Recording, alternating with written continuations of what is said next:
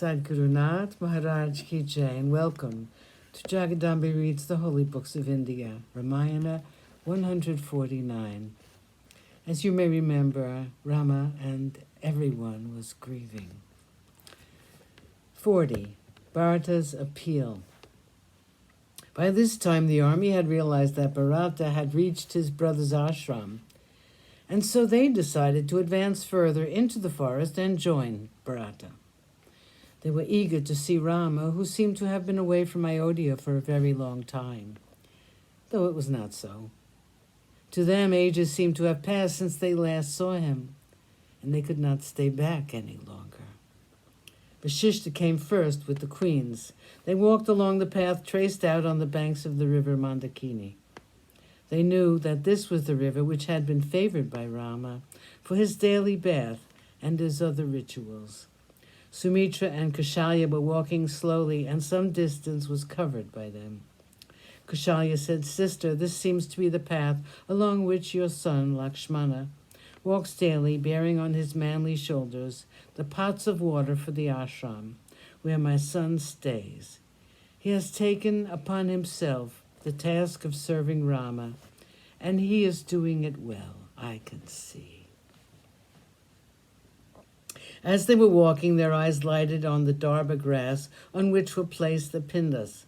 Kaushalya exclaimed, "Look on this pinda which has been offered by the great Prince Rama for his dead father.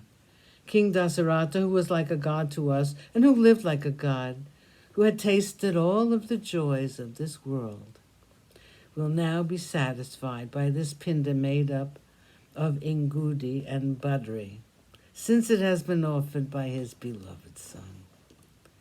Can anything be more pathetic than this sight? They reached the ashram of Rama. The sight of Rama with his jata was shocking to the mothers. Rama came forward to meet them and prostrated before them. They stroked him with loving hands, and Lakshmana followed Rama and then Sita. Kaushalya took Sita in her arms and caressed her as she would a daughter born of her. Rama saluted his guru Vasishta, and so did Lakshman. Like Indra greeting Brihaspati, Rama grasped his guru's feet in his hands and placed his head on them.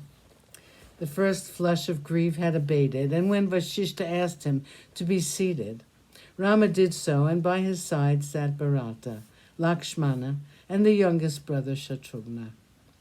The ministers had come, and so had the priests.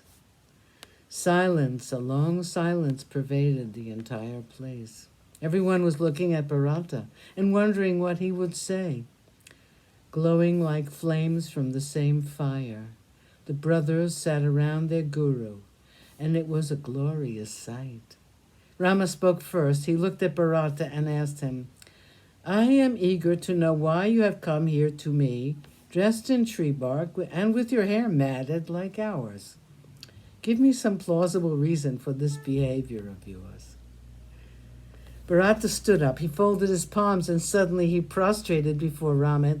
Then he said, "Oh, our father, who was a saint among men, who was renowned the world over for his valor and for his righteousness, strayed away from the path of Dharma and performed an unforgivable act.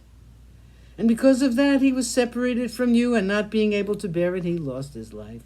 Our father gained for himself this blemish in an otherwise blameless life because of a woman who happens to be my mother, Keiki. Because of his promise to this sinful woman, he did what he did. Neither has she gained the kingdom which she wanted, nor is she happy now, since our Lord is dead. Her king who loved her to distraction. Her future is terrible to contemplate, since it will be a special hell meant for sinners like her.